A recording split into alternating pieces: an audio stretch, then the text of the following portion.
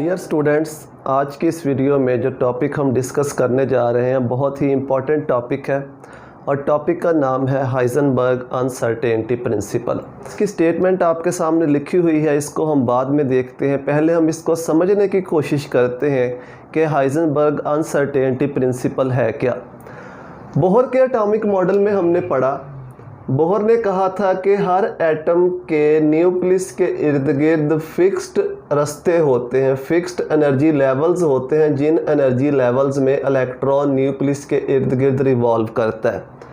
अब उसने कहा था कि जो ऑर्बिट है ये फिक्स्ड है, यानी न्यूक्लियस से इनका जो डिस्टेंस है वो फिक्स्ड है। पहला ऑर्बिट होगा, सेकंड ऑर्बिट होगा, थर्ड ऑर्बिट होगा। इसका फार्मूला भी हमने कैलकुलेट किया था, यानी इनकी जो पोजीशन है इलेक्ट्रॉन्स की वो न्यूक्लियस के इर्द गिर्द फिक्स है, क्योंकि इलेक्ट्रॉन ने इन्हीं ऑर्बिट्स में घूमना है, तो पोजीशन इनकी फिक्स हो गई।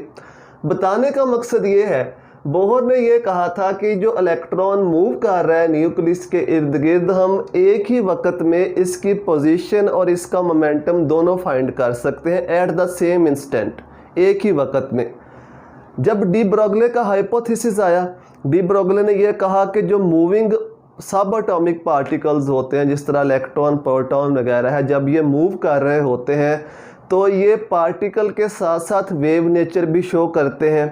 तो इसी को लेकर हाइजेनबर्ग ने 1927 में ये कहा कि अगर इलेक्ट्रॉन न्यूक्लियस के इर्द गिर्द वेव्स की तरह भी बिहेव करता है, मूव करता हुआ, तो फिर हम एक ही वक्त में, एक ही इंस्टेंट में इलेक्ट्रॉन की पोजीशन और मोमेंटम को फाइंड नहीं कर सकते एक्यूरेसी के साथ। सपोज ये इलेक्ट्रॉन है, ये वेव लाइक इस तरह से मूव कर रहा है न्यूक्लियस के इर्द गिर्द, इसका जो बिहेवियर है वो वेव लाइक है पार्टिकल के साथ साथ। इसका मतलब है कि हर लम्हे के ऊपर, हर इंस्टेंट के ऊपर इलेक्ट्रॉन अपनी पोजीशन को चेंज कर रहा है, क्योंकि उसका जो बिहेवियर है वो वेव लाइक है।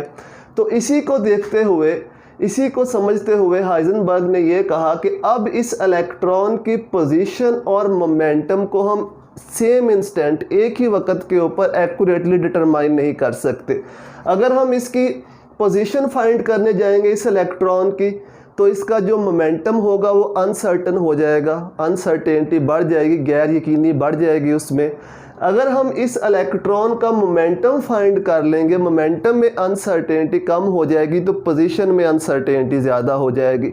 यानी अगर पोजीशन में अनसर्टेनिटी कम है तो मोमेंटम में ज़्यादा हो जाएगी, और अगर मोमेंटम में कम है अनसर्टेनिटी तो पोजीशन में ज़्यादा हो जाएगी। इसको हम यूँ भी कहते हैं कि जो हाइजेनबर्ग अनसर्टेनिटी प्रिंसिपल है ये बोहर के मॉडल के साथ कंट्राडिक्शन में है। बोहर ने कहा था कि हम पोजीशन और मोमेंटम को at the same instant accurately find कर सकते हैं, लेकिन हाइजेनबर्ग ये कहता है कि सेम इंस्टेंट के ऊपर हम पोजीशन और मोमेंटम दोनों को एक्यूरेटली मेजर नहीं कर सकते। अगर एक सर्टन होगा तो दूसरा अनसर्टन हो जाएगा। चलिए इसी को मज़ीद हम डिस्कस करते हैं। सपोज़ आप एक रोड साइड पे खड़े हुए हैं, उस रोड पे से बहुत सी गाड़ियां गुजर रही हैं सेम स्पीड के साथ, एक ही स्पीड के साथ बहुत सी गाड़ियां जो है वो गुजर रही हैं। तो जब आप इस रोड साइड पे खड़े हुए हैं, उन गाड़ियों को देखते हुए आप ये अंदाज़ा लगा लेंगे कि ये जो गाड़ी आ रही है इसकी पोजीशन क्या है और ये कितनी स्पीड के साथ मूव कर रही है। यानी एक ही इंस्टेंट के ऊपर आपको ये अंदाज़ा हो जाएगा कि इस गाड़ी की स्पीड कितनी है, कितनी स्पीड के साथ मूव कर रही है, और इस गाड़ी की पोजीशन क्या है। सेम इंस्टेंट के ऊपर ही आप ये अंदाज़ा लगा सकते हैं। या इससे बेटर ऑप्शन है कि हमारे पास एक जीपीएस हो, ग्लोबल पोजीशनिंग सिस्टम, उसकी मदद से हम इस कार की पोजीशन को लोकेट कर सकते हैं एग्जैक्टली। और एक हमारे पास स्पीड गन हो, उस स्पीड गन की मदद से हम इस कार की स्पीड को भी डिटरमाइन कर सकते हैं, स्पीड को भी बता सकते हैं, और ये दोनों काम हम एट द सेम इंस्टेंट, एक ही इंस्टेंट के ऊपर कर सकते हैं। इसी तरह से ऑप्टिक्स का ये रूल है कि चीज़ें हमें कब नज़र आती हैं, जब लाइट या रेडिएशंस चीज़ों के ऊपर आके फॉल करते हैं। वो लाइट जब रिफ्लेक्ट होकर हमारी आंखों तक पहुंचती है तो वो चीज़ हमें नज़र आती है। सपोज़ यहाँ पे एक आदमी खड़ा है या ये चलता हुआ जा रहा है, जब रेडिएशंस या लाइट इसके ऊपर आके फॉल करेगी, ये रेडिएशंस यहाँ से रिफ्लेक्ट होके हमारी आंखों तक पहुँचेंगी। जब ये रेडिएशंस यहाँ से रिफ्लेक्ट होकर हमारी आंखों तक पहुँचेंगी तो हम इस शख्स को देख सकेंगे। इसी तरह से ये गाड़ी चलती हुई जा रही है, जब रेडिएशंस इसके ऊपर आके फॉल करेंगे, लाइट इसके ऊपर आके फॉल करेगी तो वो लाइट रिफ्लेक्ट होकर हमारी आंखों तक पहुंचेगी। जब वो लाइट रिफ्लेक्ट होकर हमारी आंखों तक पहुंचेगी तो ये गाड़ी हमें नज़र आएगी। अब जो बात असल में आपको बताना चाहता हूँ, जिस पॉइंट पे मैं आपको लेके आना चाहता हूँ, ये तो हमें पता है कि जो रेडिएशंस होते हैं, चाहे वो आम विजिबल लाइट हो या कोई भी रेडिएशन का रीजन हो, हम पीछे पढ़ चुके हैं। एक्स रेज होती हैं, अल्ट्रा वायलेट रेज होती हैं, इंफ्रारेड रेज होती हैं, कोई भी रेडिएशंस हो, इन रेडिएशंस के साथ अपनी मखसूस एनर्जी होती है। जब ये रेडिएशंस इन मैसिव पार्टिकल्स के साथ, मैसिव बॉडीज के साथ आके स्ट्राइक करती हैं तो क्या ये रेडिएशंस इनकी वेलोसिटी को डिस्टर्ब कर सकती हैं? हालांकि इनके पास एनर्जी होती है, लेकिन इतनी एनर्जी नहीं होती कि ये मैक्रोस्कोपिक पार्टिकल्स की वेलोसिटी को डिस्टर्ब कर सकें। ये इनकी वेलोसिटी को चेंज नहीं कर सकती। इसका मतलब है कि जब ये लाइट आके टकराती है तो इन पार्टिकल्स की वेलोसिटी चेंज नहीं होती, जो मैसिव पार्टिकल्स होते हैं, जो हैवी पार्टिकल्स होते हैं। लेकिन इसके अगर हम इलेक्ट्रॉन की बात करें, इलेक्ट्रॉन बहुत छोटा पार्टिकल है। जब हाई एनर्जी की रेडिएशंस इलेक्ट्रॉन के साथ आके स्ट्राइक करती हैं तो वो इलेक्ट्रॉन की वेलोसिटी को डिस्टर्ब कर सकती हैं। इसका आइडिया हमें कम्पटॉन इफेक्ट से मिलता है। अगर आपने कम्पटॉन इफेक्ट पढ़ रखा है तो उससे हमें यही आइडिया मिलता है कि जब हाई एनर्जी की रेडिएशंस इलेक्ट्रॉन के साथ आके स्ट्राइक करती हैं तो वो उसकी वेलोसिटी को डिस्टर्ब कर सकती हैं। तो यही चीज़ हाइजेनबर्ग ने कही। उसने कहा कि अगर इलेक्ट्रॉन न्यूक्लियस के इर्द गिर्द वेव्स की तरह मूव कर रहा है तो किसी भी लम्हे इसकी पोजीशन को बताने के लिए, इसकी पोजीशन को देखने के लिए हमें इसके साथ रेडिएशंस को स्ट्राइक करना पड़ेगा, रेडिएशंस को इसके ऊपर फॉल करना पड़ेगा। अब हमारे पास दो पॉसिबिलिटीज़ हैं, या तो हम लॉन्गर वेवलेंथ की रेडिएशंस यूज़ करें, लॉन्गर वेवलेंथ की रेडिएशंस यूज़ करें, या हम यूज़ करें शॉर्टर वेवलेंथ की। Shorter wavelength, longer wavelength mean low energy, इनकी जो एनर्जी है वो कम होती है, और shorter wavelength mean high energy, इनकी जो एनर्जी है वो ज़्यादा होती है। जब हम लॉन्गर वेवलेंथ की रेडिएशंस यूज़ करते हैं, लॉन्गर वेवलेंथ की रेडिएशंस यूज़ करते हैं तो जो पोजीशन में अनसर्टेनिटी है वो ज़्यादा हो जाती है और मोमेंटम में अनसर्टेनिटी कम हो जाती है। लेकिन जब हम शॉर्टर वेवलेंथ की रेडिएशंस यूज़ करते हैं जिनकी एनर्जी ज़्यादा होती है तो पोजीशन में अनसर्टेनिटी कम हो जाती है, यानी पोजीशन सर्टन हो जाती है, लेकिन मोमेंटम में अनसर्टेनिटी ज़्यादा हो जाती है, क्योंकि शॉर्टर वेवलेंथ या हाई एनर्जी की जो रेडिएशंस होंगी वो इलेक्ट्रॉन की वेलोसिटी को डिस्टर्ब करेंगी। इसके लिए उसने एक इक्वेशन भी दी, वो इक्वेशन है delta x delta p is equal to h/4 pi. और इस इक्वेशन को उसने डी ब्रोगले हाइपोथेसिस या डी ब्रोगले इक्वेशन की मदद से उसने ड्राइव करके बताया। ये डेल्टा एक्स जो है ये uncertainty in position, delta P uncertainty in momentum, H जो है ये प्लैंक्स कांस्टेंट है, एच जो है यहाँ पे प्लैंक्स कांस्टेंट है। तो इस इक्वेशन से हमें ये पता चलता है कि अगर किसी भी मूविंग इलेक्ट्रॉन की जो पोजीशन है वो सर्टन हो जाएगी, उसमें अनसर्टेनिटी कम हो जाएगी तो मोमेंटम में अनसर्टेनिटी ज़्यादा हो जाएगी, और अगर मोमेंटम में अनसर्टेनिटी कम हो जाएगी तो पोजीशन में अनसर्टेनिटी ज़्यादा हो जाएगी। बताने का मकसद ये है कि एक ही टाइम के ऊपर हम दोनों को एग्जैक्टली फाइंड आउट नहीं कर सकते, दोनों को नहीं बता सकते एक ही इंस्टेंट के ऊपर। हाइजेनबर्ग ने कैसे डी ब्रोगले हाइपोथेसिस की मदद से इस इक्वेशन को ड्राइव किया? डी ब्रोगले हाइपोथेसिस में हमने पढ़ा था lambda is equal to h/mv। mv यहाँ पे मोमेंटम को शो करता है, लैम्डा आपको पता है वेवलेंथ को शो करता है, h जो है यहाँ पे प्लैंक्स कांस्टेंट है। अब यहाँ पे जो लैम्डा है, लैम्डा को हम पोजीशन के करस्पॉन्ड ले सकते हैं, क्योंकि जो लैम्डा होता है इसको भी मीटर में मेजर किया जा सकता है, और जो पोजीशन होती है इसको भी यूजली हम मीटर में ही मेजर करते हैं। तो लैम्डा को हम पोजीशन के करस्पॉन्ड ले सकते हैं।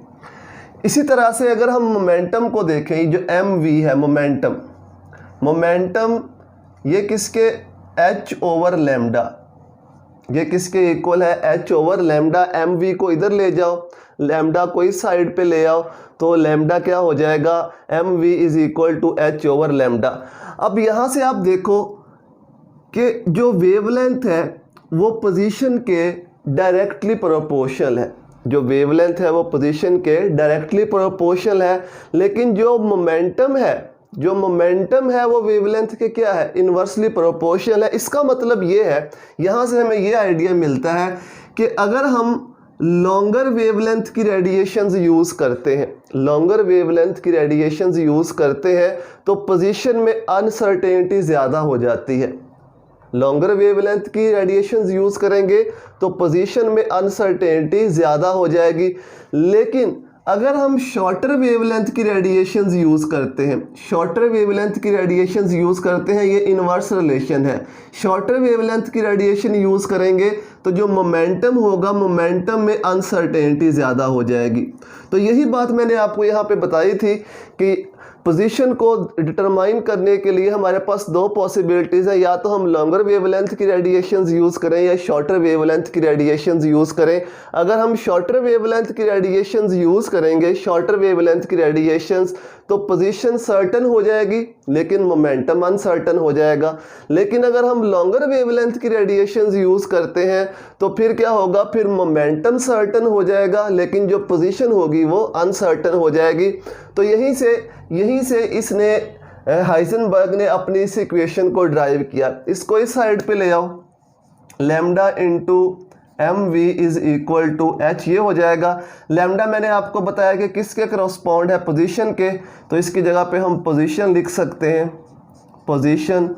एम वी क्या है, मोमेंटम, एम वी क्या है, momentum is equal to h, Planck's constant है।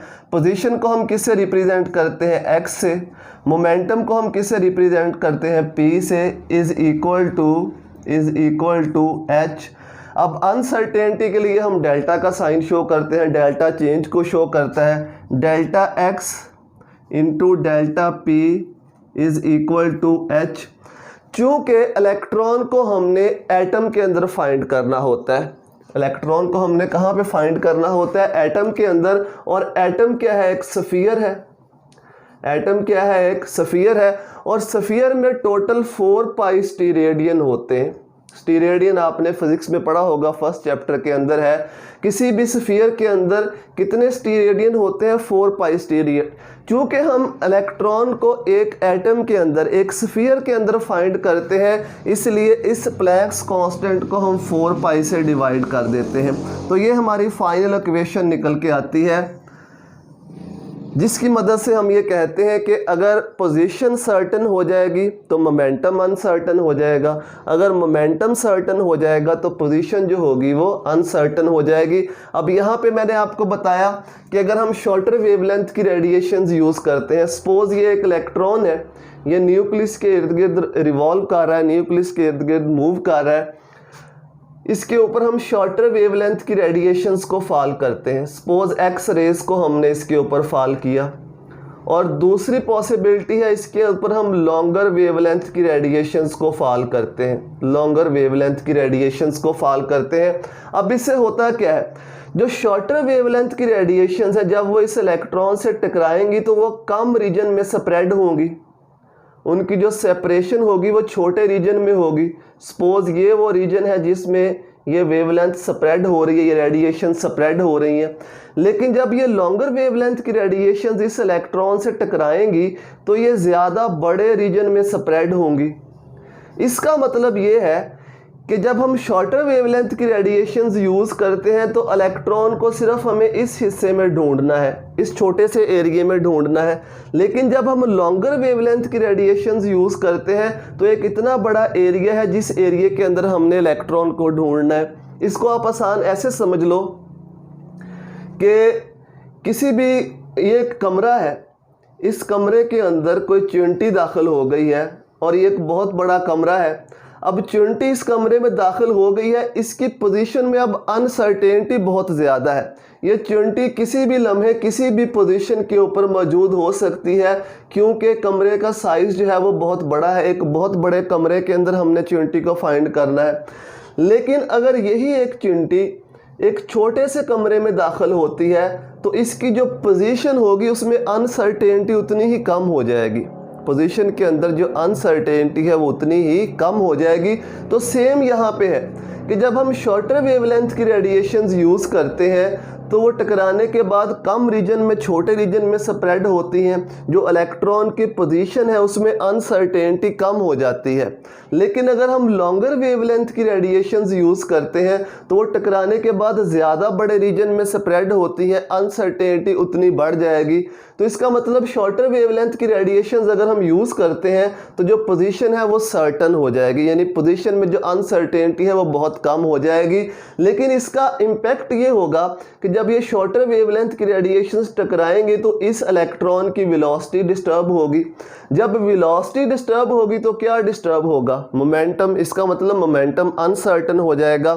तो शॉर्टर वेवलेंथ यूज़ करने से जो पोजीशन है वो तो सर्टन हो जाती है लेकिन मोमेंटम अनसर्टन हो जाता है। लेकिन अगर हम लॉन्गर वेवलेंथ यूज़ करते हैं फिर मोमेंटम तो सर्टन रहता है लेकिन जो पोजीशन होगी वो क्या हो जाएगी? वो अनसर्टन हो जाएगी। तो यही हाइजेनबर्ग का प्रिंसिपल हमें बताता है कि एक ही लम्हे के ऊपर एक ही इंस्टेंट के ऊपर हम मूविंग इलेक्ट्रॉन की, वो इलेक्ट्रॉन जो न्यूक्लियस के इर्द गिर्द मूव कर रहा है, उसकी पोजीशन और उसके मोमेंटम को at the same instant find out नहीं कर सकते, लोकेट नहीं कर सकते।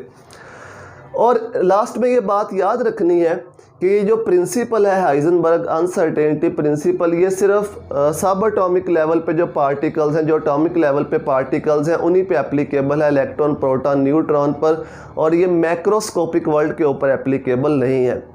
मैंने कोशिश की है कि आपको ये समझ में आ जाए कि ये अनसर्टेनिटी प्रिंसिपल है क्या। हालांकि बुक के अंदर इतनी डिटेल से उन्होंने एक्सप्लेन नहीं किया, लेकिन मैंने जो इसका बेसिक कॉन्सेप्ट है अनसर्टेनिटी प्रिंसिपल का वो आपको समझाने की कोशिश की है। उम्मीद है कि ये आपको समझ में आ गया होगा कि अनसर्टेनिटी प्रिंसिपल है क्या। अगर आपको ये वीडियोस हेल्पफुल लगती हैं तो अपने दोस्तों के साथ शेयर करें, उनको बताएं ताकि वो भी हेल्प ले सकें। दुआओं में याद रखिएगा। अल्लाह हाफिज़।